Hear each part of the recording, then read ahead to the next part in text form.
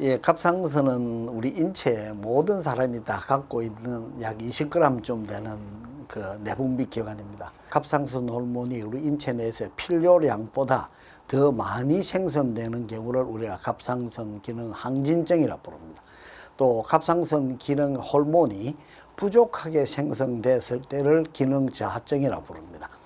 이 또 갑상선 호르몬은 정상이지만 갑상선에 염증이 생기는 경우, 즉 급성 갑상선염, 아급성 갑상선염, 만성 갑상선염 등 여러 가지 갑상선염이 발생하게 되고, 또 갑상선의 결절, 양성, 악성 다 포함한 갑상선에 소위 말하는 갑상선 혹이라는 이런 질환도 생기게 됩니다.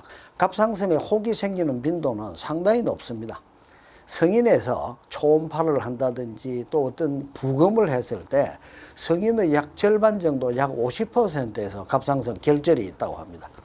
또 30세 이상 이럴 때도 갑상선 결절이 보이는 경우 약 50% 된다. 이 결절이 있을 때 이 결절 중에 일부는 양성이고 일부는 악성입니다. 그래서 여기에 대해서 한국에서 너무 과잉 진료가 아니냐, 뭐 이런 이야기가 많이 나왔습니다. 한국에서 이렇게 많이 나온다고 다른 나라에서는 그렇지 않느냐? 전 세계적으로 갑상선 암의 빈도가 증가하고 있습니다. 정도의 차이지. 왜 한국에서 그렇게 많은 갑상선 암이 발견이 됐느냐? 이건 아마 의료 환경하고 많은 연관이 있다고 생각합니다. 한국에서는 모든 환자가 병원에서 진료를 받을 수 있는 아주 조건이 좋습니다. 일단 적던 사이즈가 크든 암은 암입니다. 예. 많은 우리 환자분들께서 1cm 미만짜리는 검사도 할 필요가 없다, 수술도 할 필요가 없다, 그렇게 오해를 하고 계신 분이 많습니다. 0.3mm, 0.3cm 되는 갑상선 암도 전이를 일으키는 경우가 흔히 있습니다. 그래서 그 적극적 관찰을 할 거냐, 수술을 할 거냐, 이건 환자의 상태에 따라서 환자와 의사가 상의를 해서 아주 결정해야 될 문제지, 그냥 두고 본다, 수술할 필요가 없다, 이거는 아주 잘못된 그 이야기라고 생각합니다.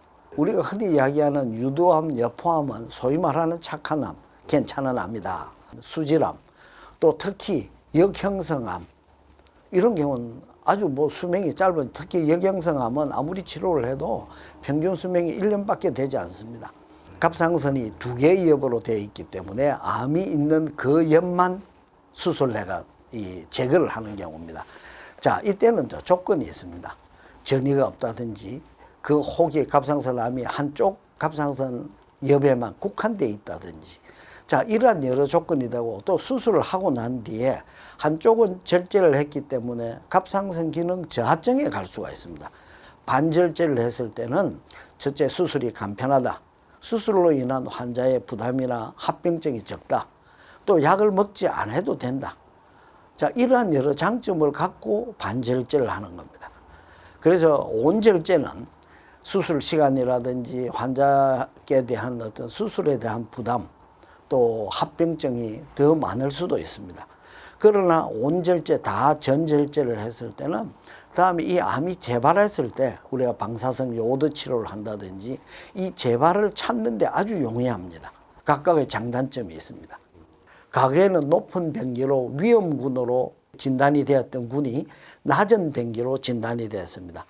즉 나이가 45세에서 55세로 상향되었고, 그 다음에 혹의 크기가 전에는 과거에는 이 높은 병기를 받았던 혹도 지금 낮은 병기로, 주변의 임파선에 전이가 있는 것도 병기가 위험군에서 낮은 군으로 조정됨으로 인해서 환자의 수술 정도, 치료의 정도가 과거에 비해서 아주 보완적인 어떤 그러한 적극적 치료를 하지 않고 좀 완화된 치료를 적용하도록 그렇게 바뀌었습니다.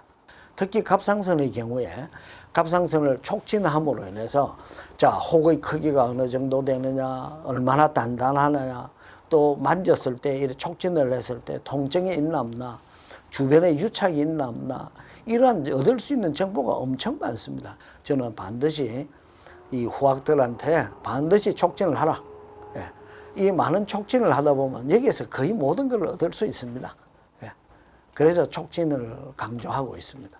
당뇨병, 갑상선, 골다공증은 서로 연관성이 참 많습니다. 갑상선 환자에서 골다공증이 많이 오고 당뇨병이 많이 옵니다. 당뇨병 환자한테서 갑상선 질환이 나타나는 빈도가 높습니다. 또 골다공증이 나타나는 빈도도 높습니다.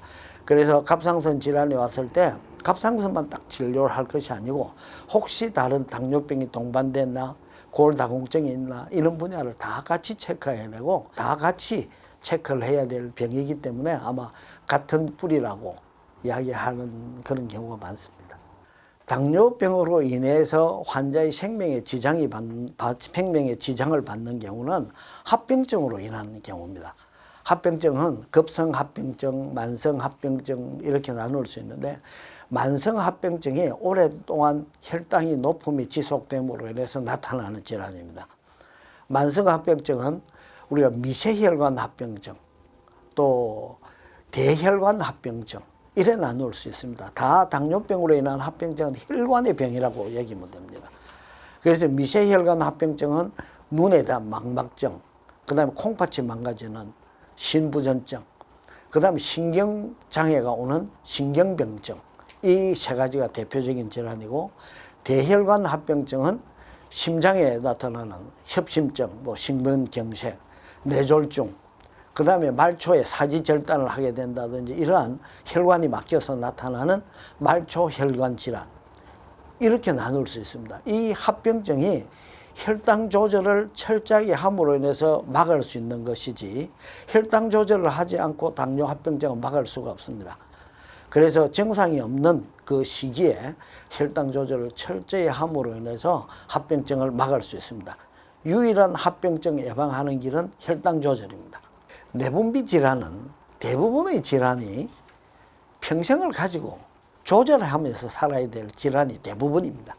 일부는 짧은 시간 내에 치유가 되는 병도 있습니다만은 갑상선 기능 저하증, 그 다음에 갑상선의 암을 수술하고 난 뒤에 치료, 당뇨병, 고지혈증, 고혈압, 평생을 조절하면서 살아야 되는 병입니다. 그래서 그 병을 환자분도 받아들여셔서 잘 조절하는 쪽으로 어떤 포커스를 맞춰야지 왜 내 병이 낫지 않느냐 이렇게 우울해하실 필요는 없는 것 같습니다. 또 요즘 와서 그 각종 인터넷 또 건강보조식품 이래서 엄청나게 그 많은 그 지식이라든지 상품이 나오고 있습니다.